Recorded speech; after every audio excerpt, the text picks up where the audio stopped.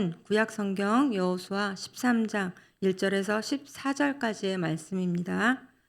구약 성경 여호수아 13장 1절에서 14절까지의 말씀. 제가 가진 성경으로는 구약 성경 339쪽에 있습니다. 다 찾으신 줄 알고 여호수아 13장 1절부터 한 절씩 교독하시면서 마지막 14절은 함께 읽도록 하겠습니다. 여호수아가 나이가 많아 늙음에 여호와께서 그에게 이르시되 너는 나이가 많아 늙었고 얻을 땅이 매우 많이 남아 있도다. 이 남은 땅은 이러하니 블레셋 사람의 모든 지역과 구슬 족속의 모든 지역 곧 애굽 앞 시올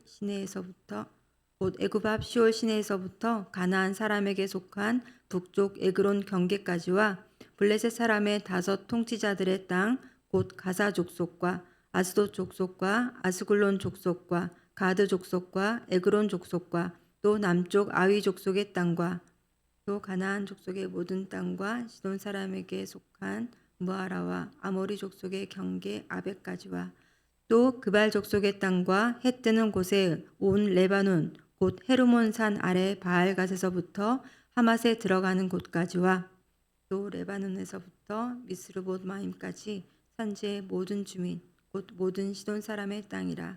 내가 그들을 이스라엘 자손 앞에서 쫓아내리니 너는 내가 명령한 대로 그 땅을 이스라엘에게 분배하여 기업이 되게 하되 너는 이 땅을 9 지파와 므낫세 반 지파에게 나누어 기업이 되게 하라 하셨더라.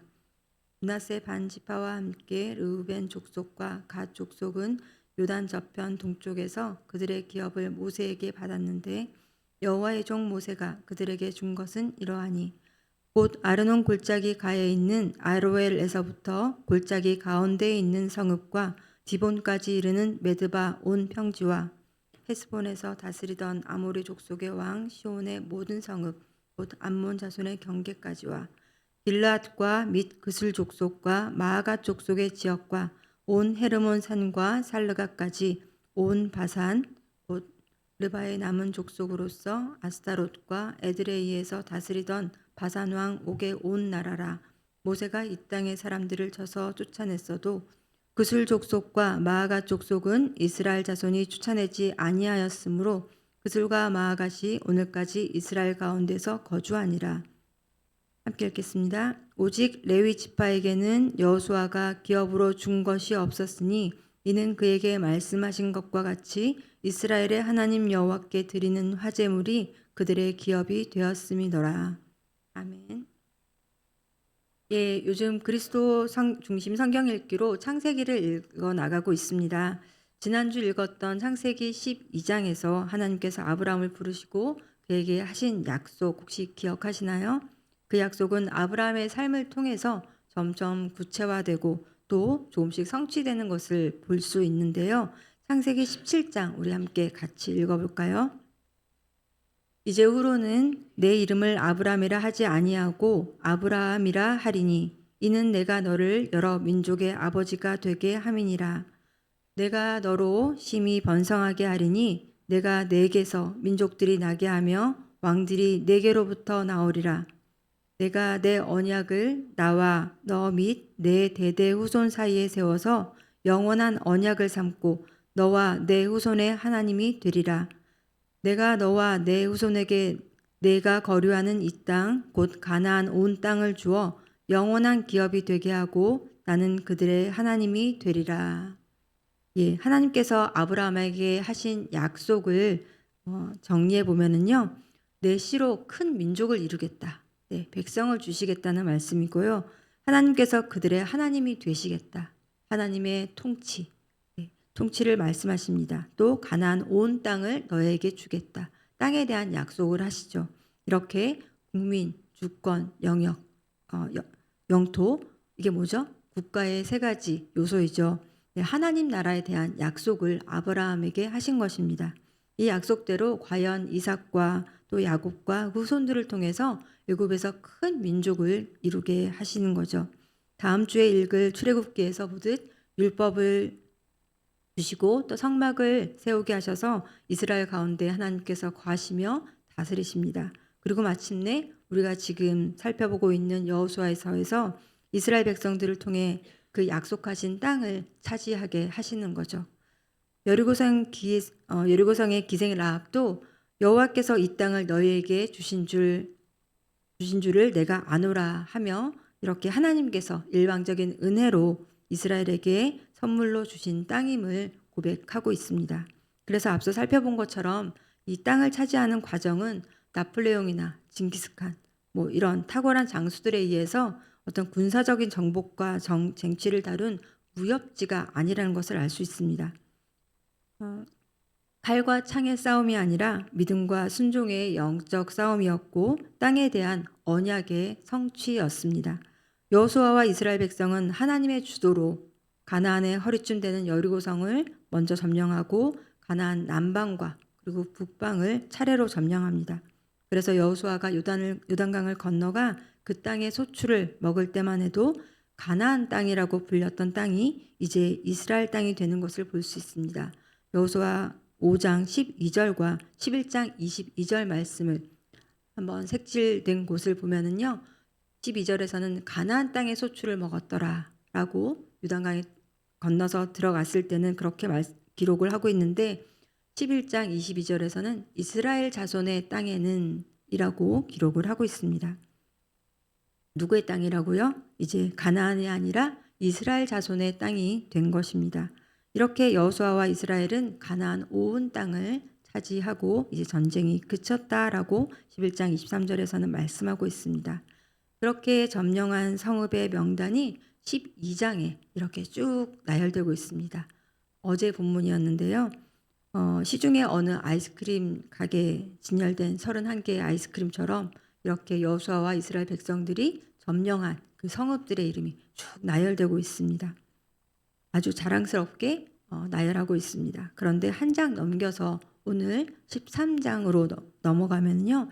약간 당황스럽습니다. 그렇게 우리가 여기도 점령했고 저기도 점령했고 이렇게 쭉 나열하다가 13장을 시작을 할 때 좀 당황스러운데요. 13장 1절을 함께 읽어보실까요? 여호수아가 나이가 많아 늙음에 여호와께서 그에게 이르시되 너는 나이가 많아 늙었고 얻을 땅이 매우 많이 남아있도다. 우리는 나이 들었다는 이야기 듣기 싫잖아요. 그런데 여호수아에게 하나님께서 이렇게 말씀을 하시는 겁니다. 출애굽 때 젊은 청년이었던 여호수아가 광야 40년을 지나 요단강을 건널 즈음엔 적어도 한 50, 60은 됐었겠죠.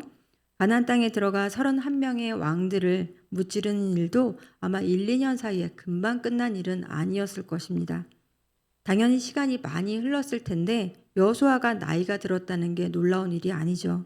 하지만 여호수아가 이렇게 늙을 때까지 말씀에 순종하여 가나안에서 정복 전쟁을 치렀음에도 불구하고 이미 얻은 땅이 아니라 아직 얻을 땅이 매우 많이 남았다는 게 놀라운 것입니다.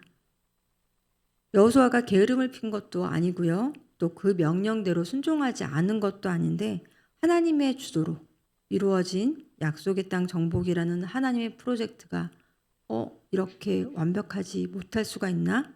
완전하지 못할 수가 있나? 라는 생각에 좀 당황스러운 거죠.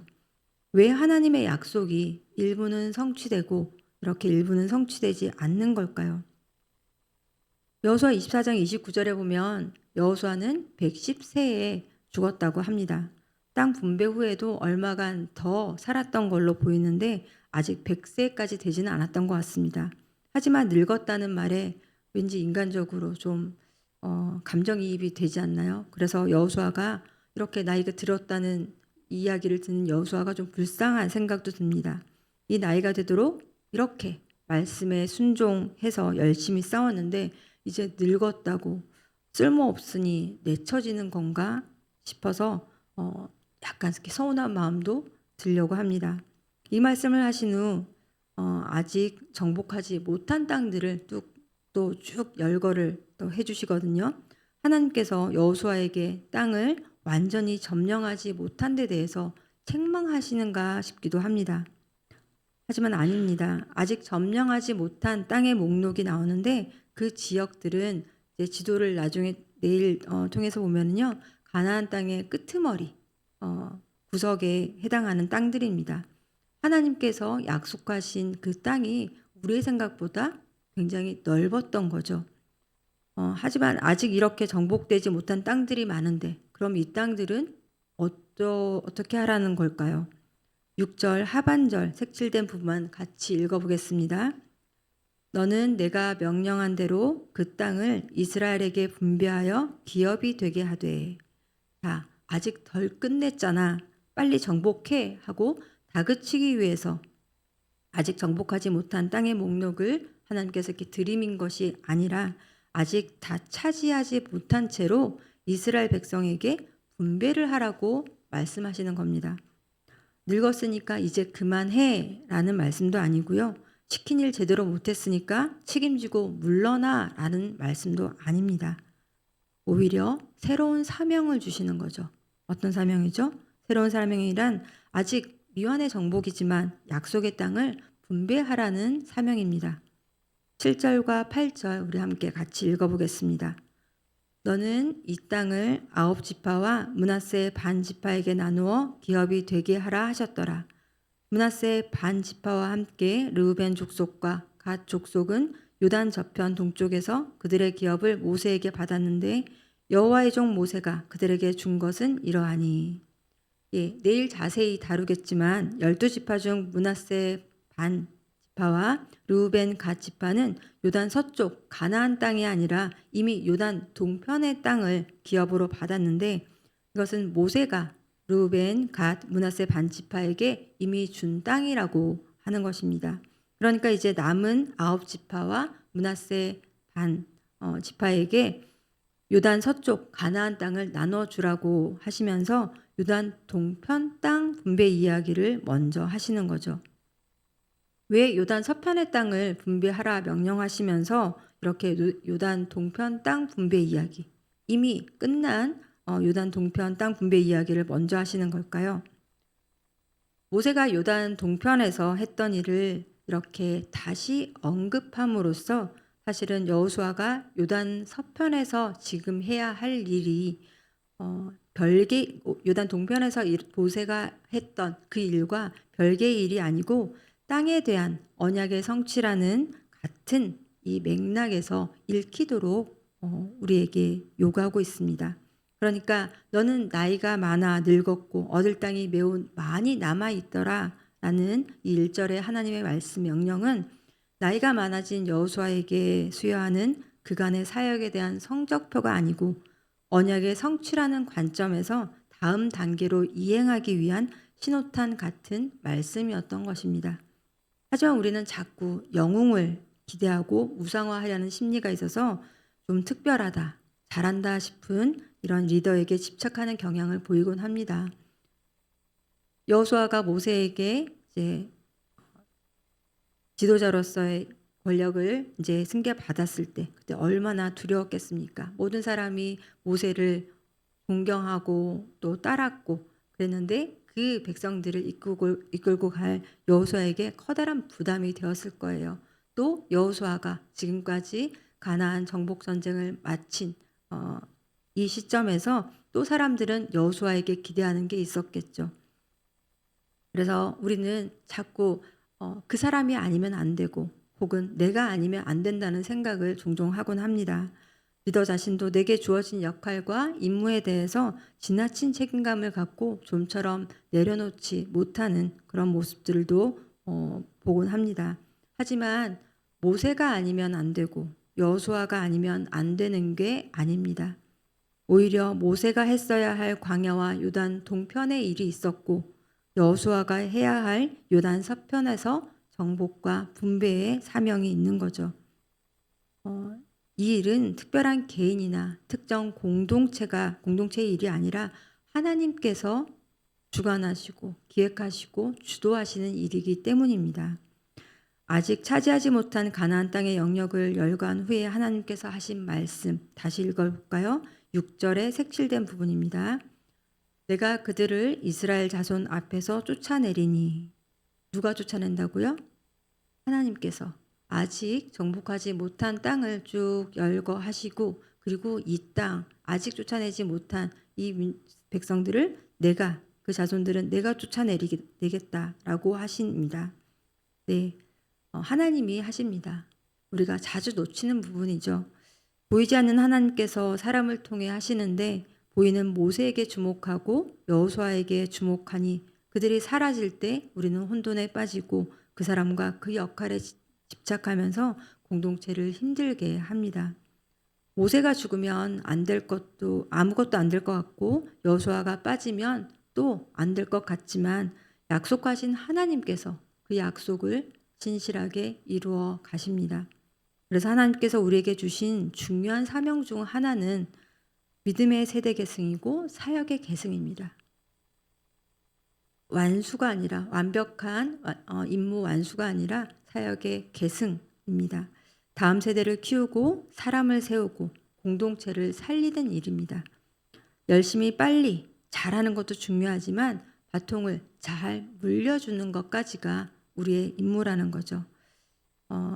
그런 이어달리기 선수의 중요한 임무가 바통 전달해 주는 것까지인 것처럼 말입니다.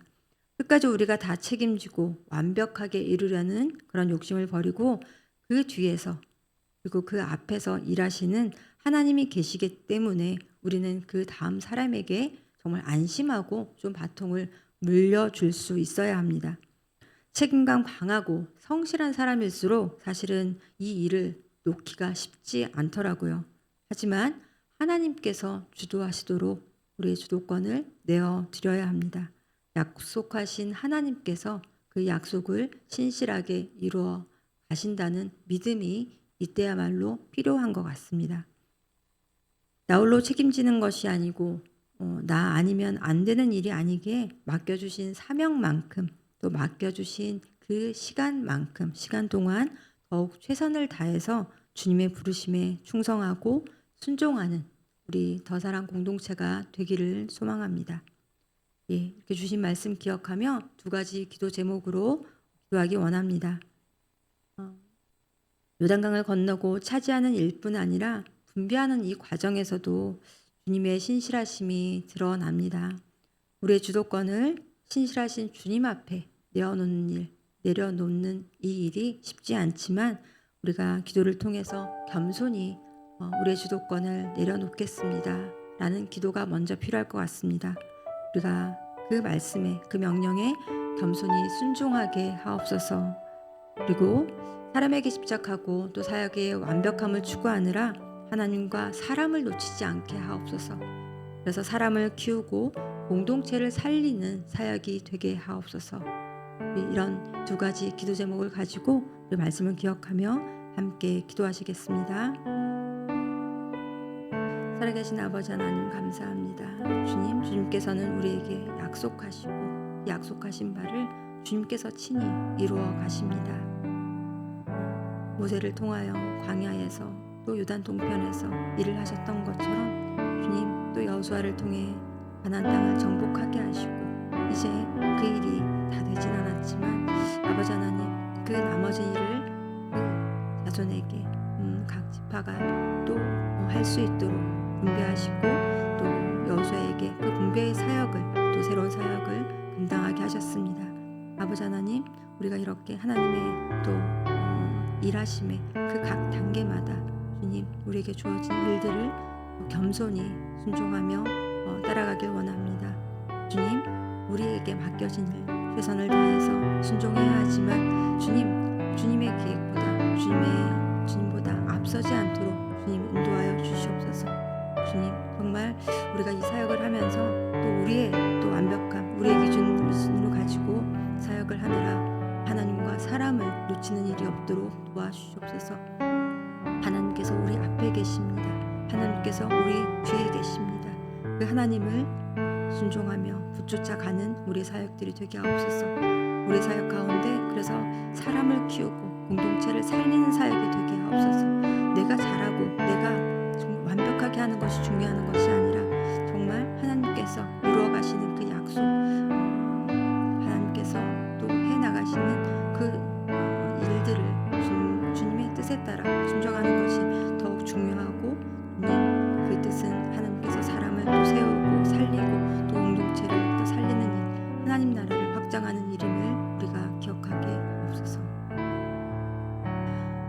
계속해서 또 우리 공동체와 또 나라를 위해서 기도하겠습니다. 2025년 힘써 또 여호와를 알아가기 위해서 그리스도 중심 성경 읽기 진행 중에 있는데요. 이 그리스도 중심 성경 읽기를 통해서 우리의 삶의 중심에 그리스도가 또 자리하시기를 또 모시기를 우리가 원합니다. 말씀을 통해서 주님과의 인격적인 만남과 또 친밀한 교제가 이루어지는 것, 우리가 완독을 하는 것보다 실은 이것이 더 중요한 것 같습니다. 말씀이 우리에게 임하시옵소서 라는 기도가 필요합니다. 또 어둡고 혼미한 이 전국 나라가 전국 가운데 정말 주님의 일하시기를 간절히 기도합니다. 사람으로는 안 될 것 같습니다. 정말 소망이 없고 주님께서 일하시옵소서. 주님께서 개입하시고 주님께서 이 혼란과 이 무질서를 주님께서 바로잡아 주시옵소서 라는 기도를 우리가 함께 해주시기 원합니다. 나라가 어지러워서 또 우리 이웃들 또 우리가 또 생계가 또 힘든 분들이 많습니다. 경제와 또 사회가 빨리 질서를 되찾고 안정을 되찾아서 우리가 또 이 땅에서 하나님께서 주신 이 땅에서 하나님을 예배하고 찬양하며 함께 또 하나님께서 주신 사역들을 잘 감당할 수 있도록 속히 이 나라를 따매고 또 치유하여 주옵소서. 우리가 함께 기도하시겠습니다. 사랑의 아버지 하나님 감사합니다. 주님 또 우리가 주님 이 혼란한 가운데도 주님 앞에 나와 기도하게 하시면 감사합니다. 아버지 하나님 계속 진행 중인 그리스도 중심 성경 읽기를 통해서 아버지 정말 책을 읽어나가는 그 일보다도 주님 그리스도께서 우리 중심에 우리 삶의 중심에 있기를 간절히 원합니다. 아버지 하나님 정말 인격적인 만남과 친밀한 교제가 이루어지는 그 성경 읽기가 되게 하여 주시옵소서. 내가 반 읽어 잘 읽은 것을 자랑하는 것이 아니라 주님 또 매 말씀마다 한마디 한마디 또 주님 단어 하나하나가 우리의 말씀에 우리 가슴에 꽂히는 말씀이 되게 하시고 살아 움직이는 말씀이 되게 하여 주옵소서. 주님 우리 가운데 주님께서 말씀이 일하시옵소서. 주님 우리 한 사람 한 사람을 말씀으로 일으키시고 회복시키시고 치유하시고 주님 운동하게 하옵소서. 아버지 하나님 그 말씀이 우리를 이끌어가 주시옵기를 간절히 기도합니다. 그렇게 말씀 앞에 엎드리는 더 사랑 공동체가 되게 하여 주시옵소서. 아버지 하나님 그 말씀이 또 일하는 그 경험을 주님 우리가 하게 하시고 그 모습들을 우리 다음 세대가 보게 하시고 하나님 말씀 앞에 함께 엎드리는 주님 더 사랑 공동체가 되게 하여 주시옵기를 간절히 기도합니다. 아버지 하나님 말씀하여 주시옵소서. 들려주시옵고 주님 그 말씀에 말씀대로 실천할 수 있도록 주님께서 이끌어 주시옵소서. 아버지 하나님 나라가 계속 어렵습니다. 주님 정말 해결의 실마리가 보이지 않는 것 같습니다. 주님 이 혼미한 전국에 주님께서 주님의 빛을 비춰주시옵소서. 주님께서 친히 개입하여 주시옵시고 주님이 이 땅 가운데 이 불안함과 또 혼돈과 혼미한 가운데 주님께서 주님 오셔서 이 빛을 비춰주시옵시고 주님의 질서와 또 주님 평안을 우리에게 허락하여 주시옵기를 간절히 기도합니다. 주님 어려운 이웃들이 많습니다. 주님 이 어려움이 속히 끝나게 하여 주옵시고 주님께 돌아와 주님을 함께 예배하고 또 찬양하며 주님의 뜻을 또 이루어가는 공동체가 우리가 될 수 있도록 주님 불쌍히 여겨 주옵시고 주님 회복시켜 주시옵소서. 나라를 불쌍히 여겨 주옵소서. 주님 정말 주님께로 또 우리의 시선을 돌릴 수 있도록 아버지 하나님 함께하여 주시옵소서. 주님 일하여 주시옵소서. 주님 우리로 하여금 주님의 일을 더 완성해 나갈 수 있도록 도와주시옵소서.